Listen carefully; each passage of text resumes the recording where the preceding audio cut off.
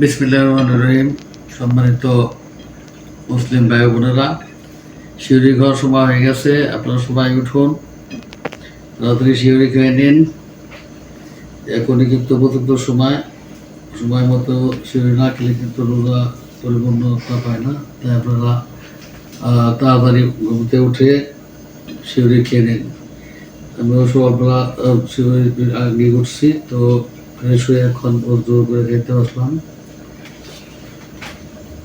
সবাই নিয়মিত শিউরি খেয়ে নেবেন, এবং যারা এখনো ঘুমেতে উঠে নাই তারা ঘুমেতে উঠে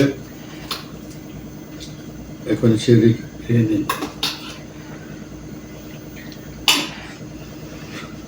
এই সময় কিন্তু বেশি খাওয়া যায় না, তাই সব আইটেমে কিছু কিছু খেয়ে নিচ্ছি, যাতে রোজাটা সুন্দর করে থাকতে পারি। সেই জন্য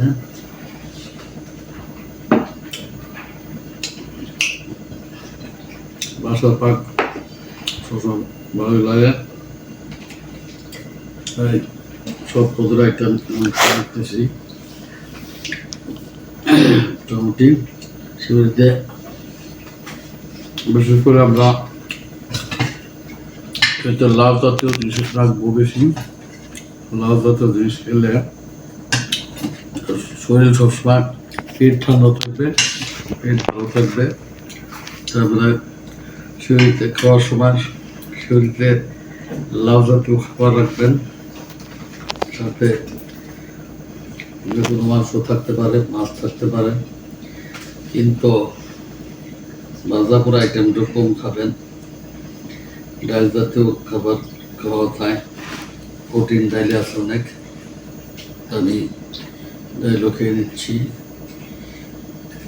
আপনার কথা হচ্ছে সবাই সময় মতো উঠে এখন শিউরি খেয়ে নিন। আমার বাসা সবাই ইনশাল্লাহ